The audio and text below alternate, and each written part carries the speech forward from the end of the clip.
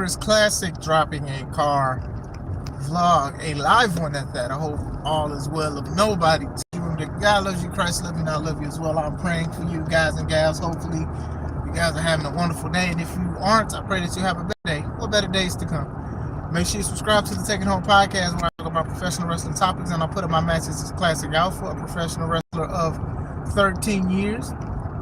Make sure you also subscribe to C3 Ultimate Wrestling. That is me and my wife's professional wrestling company. We have been doing the shows for, about 6 years. So we are continuing to go strong. Big business is February 21st, 2026, Dyer, Indiana, Harold's private venue. Make sure you get your tickets for that event. It's going to be a big event because it is big business. Tickets are on sale now on Eventbrite, where they are $5 off, but there'll be $5 more at the door. Bars. Wrestling. Open discussion. What do you guys want to talk about? If you say it in the comments, as I glance and I look at something that is interesting, we will talk about it. Any questions? Any concern of the business, as long as we're not disrespecting the business, anything that you like and that's going on, anything you don't like that's going on, let me know and we'll talk about it. Cena's last match is tomorrow. I was debating on if I wanted to see it live or not. I probably will not watch it live.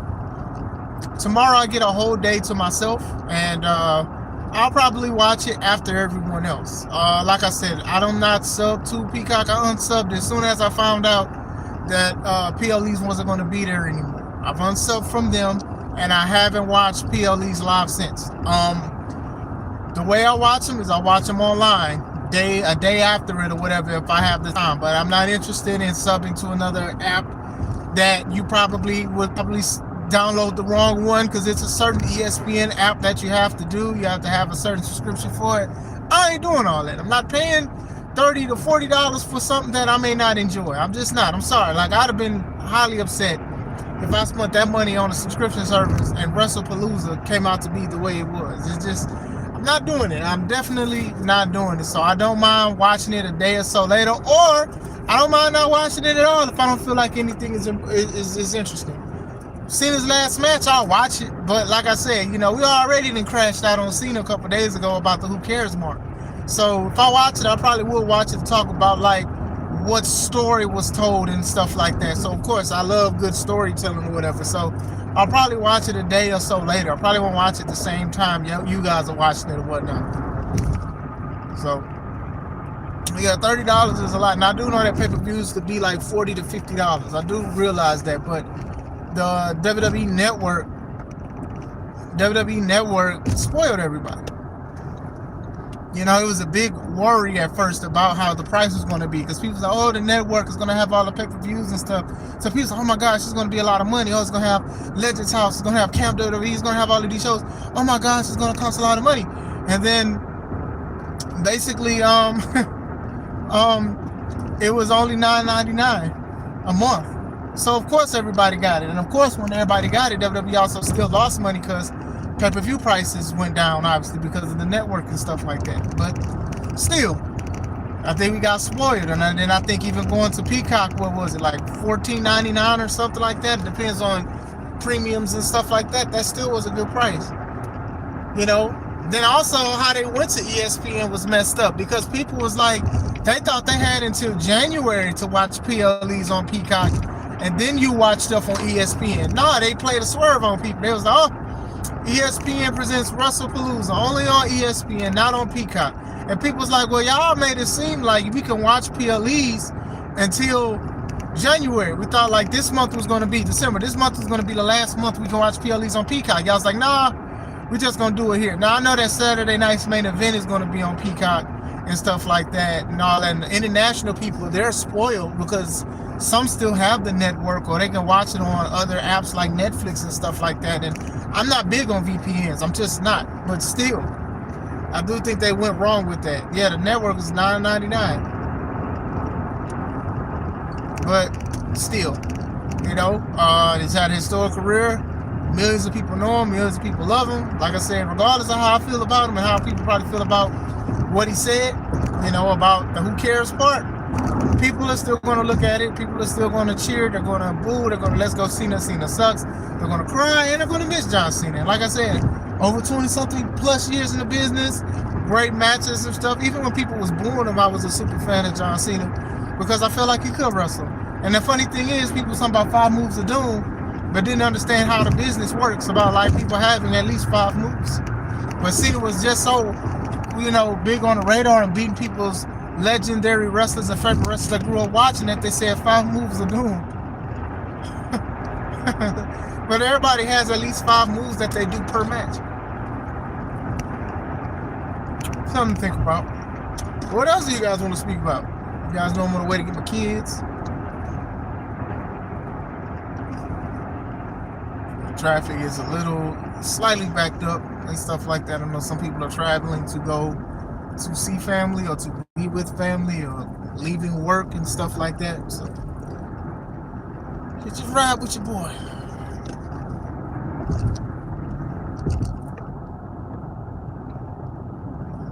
Get off my calculations. But yeah, I do hope all is well. What do you guys want to talk about wrestling wise? Do you guys have an opinion or something? Do you guys want to ask a question to a wrestler and a professional wrestling promoter and booker? If you have any questions, feel free, just as long as it is respectful to the business. I've always said that. Make sure that it is respectful to the business. If it's not, then I will not answer it. You know what I'm saying?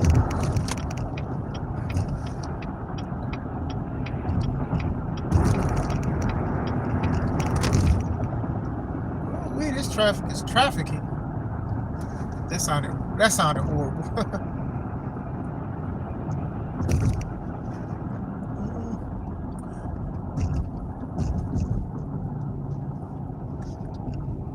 Who do I think is going to win the Rumble? It's a good question.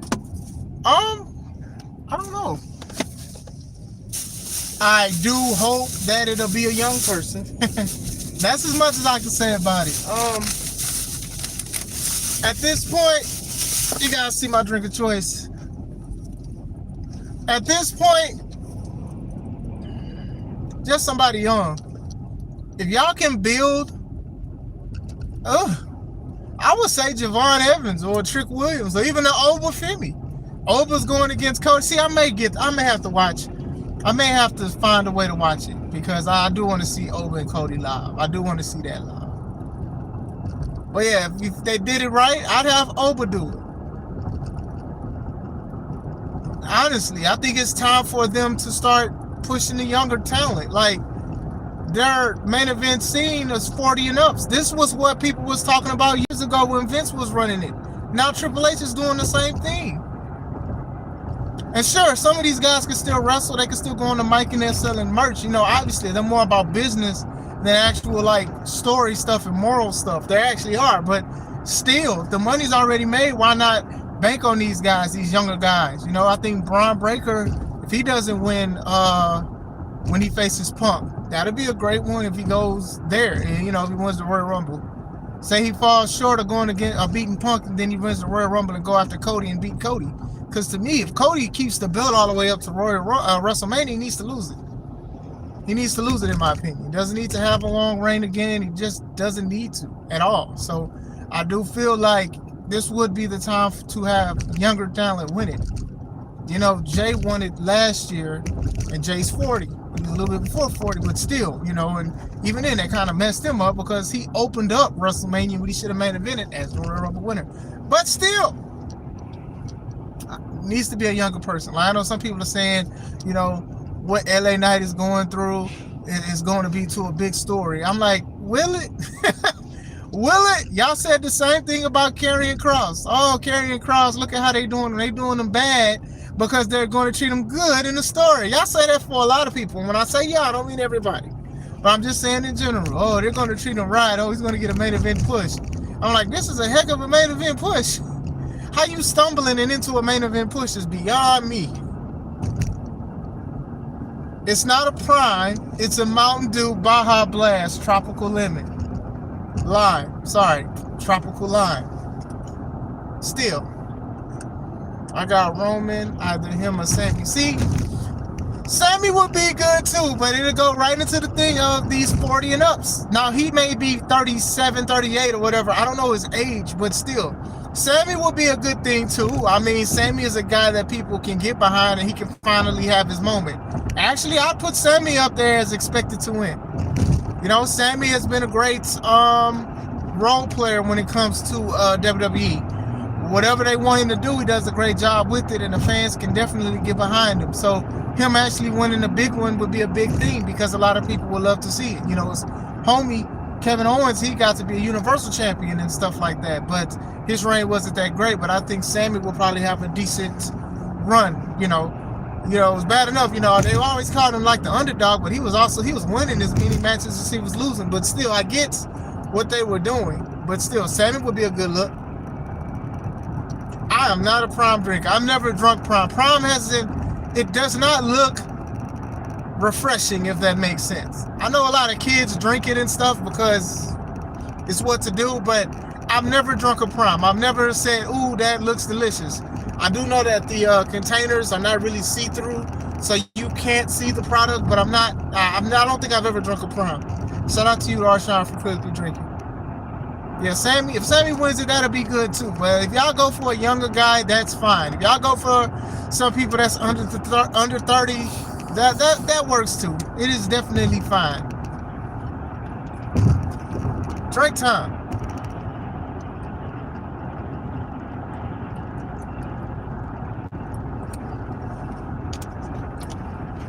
Baja Blast is like one of those pops that, like, you know, it was a Taco Bell exclusive, right?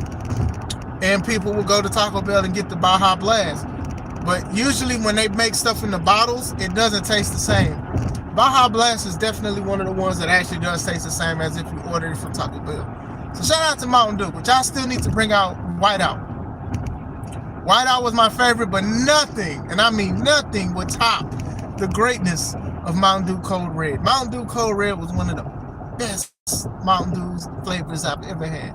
I tried the summer ones and all of that stuff. The summer versions and the stuff was good. Thrashed Apple was pretty good. Y'all need to change the name. That's a little weird, but still. But yeah, Royal Rumble, as far as that, if y'all aren't going to do Sammy, give him a Royal Rumble match, and give it to a younger person. If Carmelo improves between this time, if Trick isn't called up yet, have him win it and stuff, you know. I don't think they're going to shoehorn somebody that's now coming from NXT to basically win it. I just don't think that they're going to do it, but still. Like I said, not even just the TKO portion, just the WWE is just trying to make sure that people buy merchandise and stuff like that. So most of the time it's probably going to go to a top merch seller. Mind you, LA Knight was a merch seller, top merch seller for a bit. I don't know if he still is now, but still.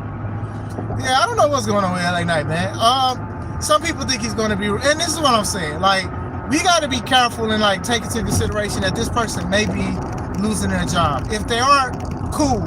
But still, like, as far as storyline and placing and stuff, being inconsistently consistent, it becomes a problem. I couldn't tell you what this is going to lead to. It's going to lead to LA Knight beating CM Punk, or is it going to go be traded and leading to beating Cody? I don't know. LA Knight is also a guy that's over 40, and it's like,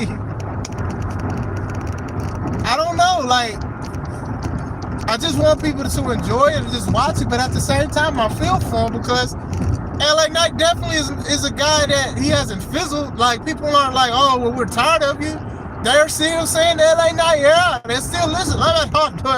People still like him. So that he's one of those guys that where it's just like it doesn't matter. Like, they love to say that they listen to the fans and what the fans have to say, but then when the fans say something, they'll be like, no, not that one, no, anyone but him. And that's exactly what they're doing with LA Knight.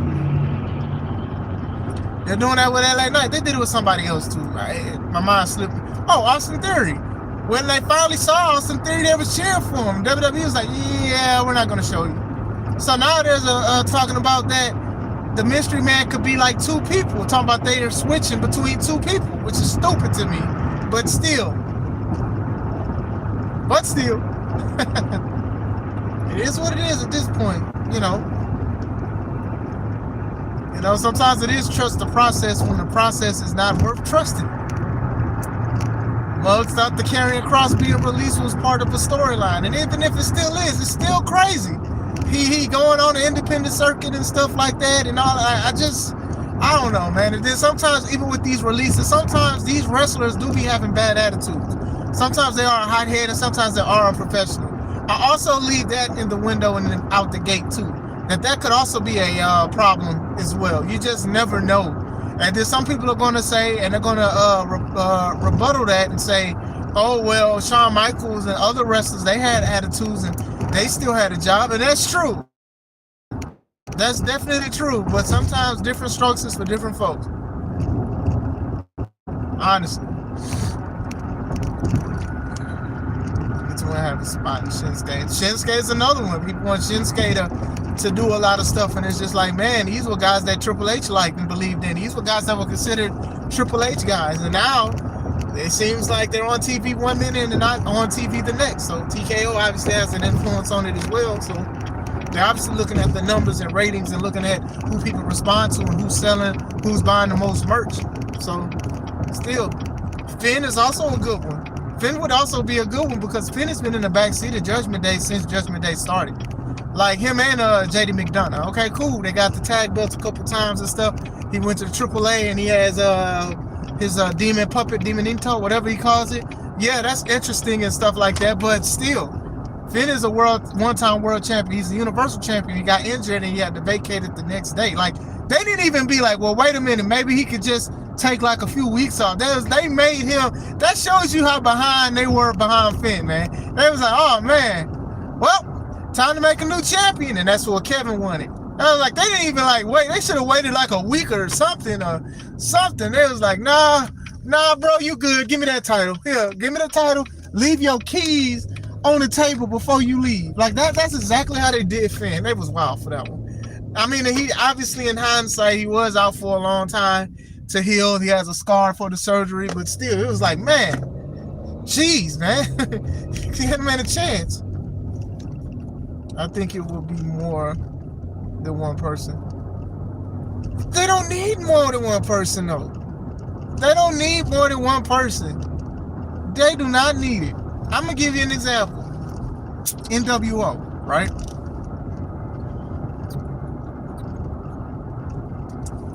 This is amazing, guys. NWO, right?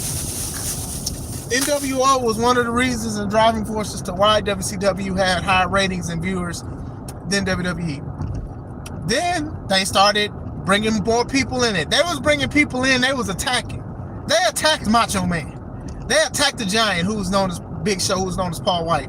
They attacked these guys, only for these guys to just turn around and be a part of the NWO. Vincent, formerly known as Virgil, rest in peace. Stevie Ray, former tag champ with his brother Booker T for Harlem Heat. Random people just started joining the NWO because one, it was job security, and two, you was going to be on TV. Now, the Vision obviously does not have as many people as the NWO, but at the same time, I don't think that they need to have 2 extra people. I don't think adding more people, like maybe one more, I guess, but still, I don't think it's going to help Tez. I don't think it's going to help Montez at all. It's definitely a something for you to do thing. It's not going to help Montez at all. Come on now.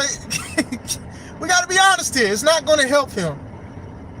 I'm doing great. How's it going, Austin? Hope everything is well. Mr. Perfect, Ted DiBiase. Ted DiBiase, the $1 Million Man, he was actually the mouthpiece for NWO. But Eric Bischoff saw how good and how compelling the group was. They just kicked Ted DiBiase to the curb, and then Eric took the spot. Like, come on, man. I understand. Like, factions are very interesting because sometimes it can help people. It can give people things to do. And honestly, I think the common wrestling fan loves a great faction, right? Division, bad guy, beat up people. A lot of people can't do much with them because it's the numbers game, right? Judgment Day, Bloodline, a lot of factions, right? And some of them made sense, some of them have overstayed their course, and some of them have had different versions of it. Judgment Day is a great job. Different versions of the Judgment Day. You had your Rhea, you had your Damien, your Finn, and stuff like that. And then Yeah, they switched it around. You know, well, Edge too. You know, Edge was first, then Finn, and then Damian, and then Rhea, because they was trying to get Finn into the situation, and then they jumped Edge. So it's been a lot. Like, honestly, I think that Judgment Day has done a great job with being interchangeable parts. Now it's only one person that was part of the first iteration of it, which is Finn. Well, he ain't even in the first. He's the second iteration, the second gen. So still, but I don't think that the Vision, like, they're in their second thing, because obviously they kicked Seth out because Seth was hurt in real life. But you got Logan, you got Bronson, you got Braun, you got Paul. Brock is seasonal. Now you could have Austin. All right, have Austin there. Fine. He'll probably be the Foley guy, the fall guy. Montez, you put him on there, it's take a number, and he'll be the fall guy. So it's just, it is what it is, man. And Mr. Perfect was cold, man. Mr. Perfect was cold. I mean, he is seasonal. Brock is seasonal. He's going to show up at the PLEs. He's going to show up, probably show up at Royal Rumble, show up at WrestleMania. Who knows? Maybe he'll even help Braun beat Punk. That's also a cool factor of it, too.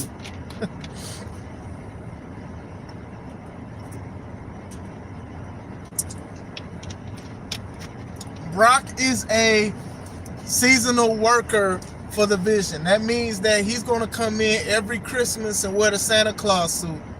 Or he's going to come in every Halloween and wear the big pumpkin suit.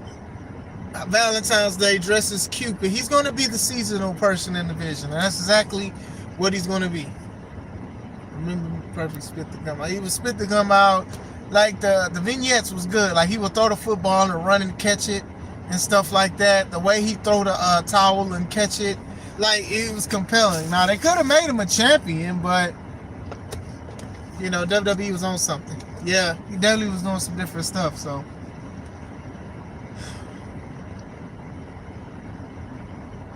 Without looking, correct. But yeah, biggest thing obviously this weekend that people are going to talk about is Cena's last match. And some people who I wrestle with, or some of my colleagues, they're saying man, I wish I didn't wrestle tomorrow, because I actually wanted to see Cena's last match live. But even then, I do think that the emotions will obviously stay the same when it comes to looking at one of the greatest wrestlers of all time. I know a lot of people are considering him that. I called him that years ago before he decided to retire and even be part-time, because I definitely felt that he is. How he wrestles, how he carries himself. The kids want to be him or be like him. Very important. How does the RPG plan on saving wrestling after John Cena ruined it? Continue to wrestle. See, my thing is this. Sometimes people complain, or they say they missed something, or they need to do this, but they don't really look for it. They don't really work for it. So I feel like even what John Cena said, that's something that I know for sure I would never say. There's ways to word it and ways to say it, but for a guy like him to say that is crazy. And him saying he ruined wrestling, in hindsight, he kind of did for some people. He kind of did to some people. He kind of did. Like, him being a heel, like that whole heel run. John Cena's run, this last run has not been good. And it's just the fact that people love John Cena is what's keeping people's interest afloat. And kids still wanting to wear his shirts and all of that stuff. That's what's keeping it afloat. That's it. But bad year, just a bad year. Unnecessary stuff. Like the heel turn could have been 10 times better. But it wasn't. It was 10 times worse. I'm so confused why he was a heel than face. Yeah, I was just, people don't want to talk about it, but I do. I don't mind talking about it. He was a heel and then got beat up so bad. Oh, Cody, I'm going to give you the hustle, loyalty, respect. And then the fans ate it up. That's all he had to say. The fans ate it up. The man kept doing the, I'm going to hug you and I'm going to kick you between your legs. He kept doing it. Still, It is what it is, man. Like I said, wrestling, all of wrestling isn't ruined. You guys know the RPG, myself, Classic Alpha. I'm here to save wrestling. But also, you can look at great wrestling on C3 Ultimate Wrestling's YouTube channel. That's what a great wrestling is. That's the stuff where you can watch it and you won't have to be disrespected and stuff. You see that people who wrestle there, they give 110%. There's a connection. That's why the fans wait for the shows and get the tickets and stuff like that, because they want to see great wrestling and stuff like that. And shout out to the people who rock with us and stuff like that. You see personality with these wrestlers. These wrestlers are very creative. Joseph Ira Credit, who was the C3 Ultimate Wrestling champion, heavyweight champion, he just made a Christmas song talking about C3 Ultimate Wrestling that will be uploaded today on the C3 Ultimate Wrestling channel. Like, the creativity and the minds of actual wrestlers and storytellers is there. So still, yeah, Cody turned the face. It was dumb. It was just so dumb. It was just horrible. I just think that it was like, you know what, we should have never made you heel. Honestly, that it could have worked. It just didn't work. Because even though he was a heel, kids were still buying shirts. Remember the kid in the burgundy shirt that John Cena pointed out? The kids still liked John Cena. It didn't even matter. So still, they could have did something. It's just, I don't know. They was just like, I'm WWE and we can do it. I'm like, now it's different. Y'all got receipts. People can record stuff. They can download stuff. They can bring up stuff that you said, even though you can say you never said it. It's different. It's just real different out there. Hold on, y'all, 1 second.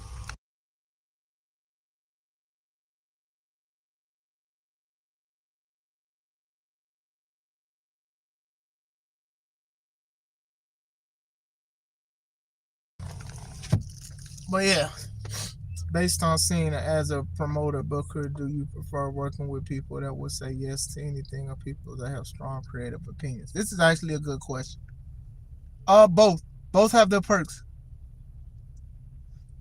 As, not trying to pull the curtain back too much, but sometimes I am very open to what people want to say and what they want to do, right? And sometimes they have better ideas than me. And I can give thanks to that person and I can appreciate their mind, because one of the things for sure, as we are wrestlers and stuff like that, I don't want people to look stupid. So when we talk about certain things and certain things that they want to do, I listen to them and give them the respect that they give me, right? Because they can go anywhere else and probably do whatever they want to do, but they choose to work with us and work and be part of C3. So some people have a creative mind. Sometimes I just do need people to, hey, I just need you to do this.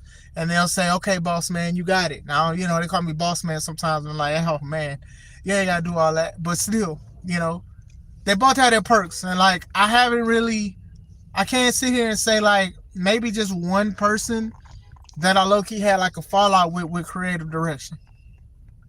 But other than that, that's it. Could have been preventable, of course, but it is what it is.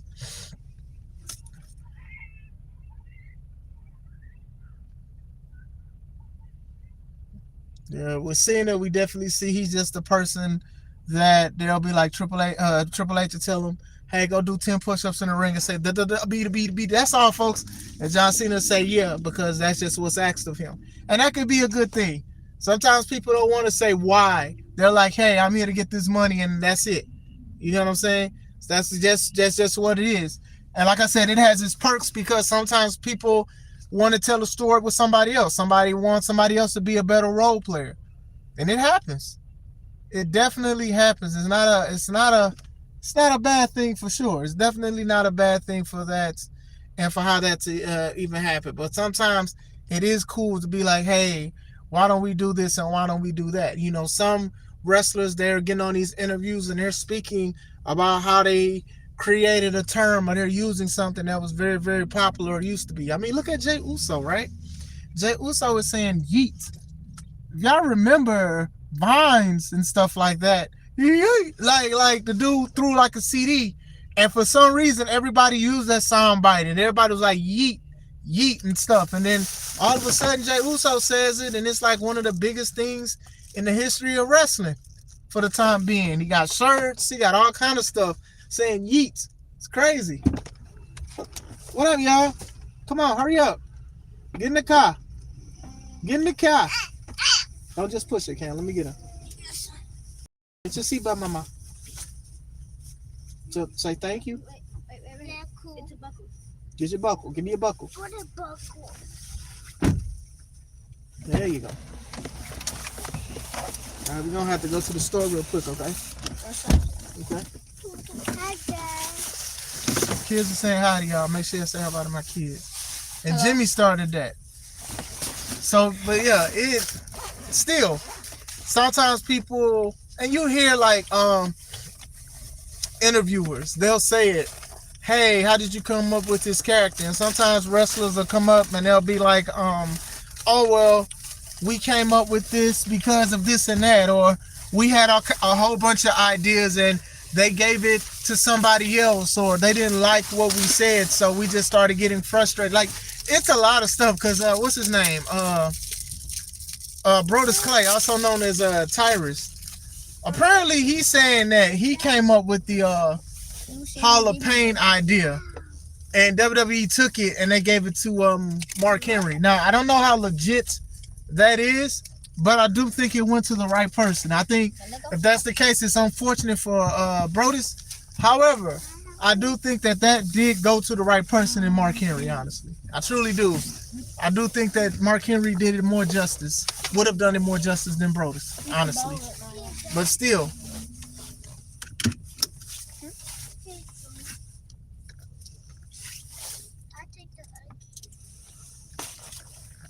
God, this is a bouncy ball.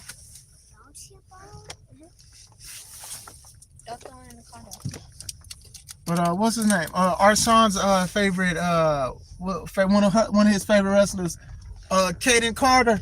You know, she used to team with Katana Chance. I'm just joking with him, but she spoke about like her frustrations with WWE because she would have ideas and her partner would have ideas and they never like went with it. They didn't agree with it. So that's also something too, that sometimes these characters do work and sometimes WWE is like, nah, we just need you to do something else. Now, I don't know what else would have worked. Stop. I don't know what else would have worked for them, honestly, because they was already short. Hey, these facts. They were short women. They already have a short woman who's like the poster child or star for all the short women, and that's Alexa Bliss, who's a merch seller. So they're not going to push two more short women like that. The only one that's close is Roxanne. That's it. And she's a singles star that's in a faction that teams with Raquel from time to time. But still, it happens. It definitely happens. Yeah, it happens. I thought they were talented, but I do think that they needed something different. I don't know what it is. Maybe some height or some platform shoes or something. I mean, Laura Valkyria, whatever her name is, I mean, they was trying to push her, but then they stopped her. I think when she came out with them platform ice cream sandwich shoes, they was just like, yeah, you know what? This ain't it, Chief. But still, nah. I do think that what held them back was just a lack of promo. 1 second, y'all. All right, we back. We back. Thanks for y'all rocking with me. We're probably gonna end this live in a little bit though. I usually don't like when I get a call, but sometimes, you know, important stuff be happening. So, you know, you always got to be there to actually, you know, call and handle business. So thank you guys for rocking with me still. But yeah, I think with the young, with Kaden Carter, Katana Chance, sometimes it is the promos. Like, and sometimes you gotta have a personality, and it's like, I know that Kaden out the group, she would like dance or whatever, and then Katana, she could like do like acrobatic and aerobics and stuff because, you know, she was on Ninja Warrior. But still, it's just like, what else can you do? I mean, like I said many a times on this channel, Ricochet was considered one of the top independent wrestling superstars, but I was like, he cannot he can't talk on the microphone. I mean, I think in AEW he's just starting to get his footing, but look at what he had to do. He had to be like obnoxious or whatever, and that's just the best way. And I think people make fun of him for other reasons too, but still he definitely had to do something different. But It is what it is. But I do have my kids with me. Like I said, I was gonna wait for my kids and stuff, and I had to call because I definitely was about to talk about something else pertaining to those women. But it is what it is. Prom Michael versus Kevin Durant. I mean, we talk about wrestling here, but I'm gonna always say, like, I don't want to say that Mike was untouchable, but Mike was up there. And I do like Durant too. Durant is a killer himself. Oh my goodness. I know a lot of people, like, throughout his years, they be like, man, he'd be better if he put more weight on, or if he worked out and was more solid. I'm like, nah, he alright just the way he is. He's killing. But still, I am up out of here. I hope you guys and gals have a wonderful day, night, evening, wherever it is. This is Chris Classic. Let's take it home.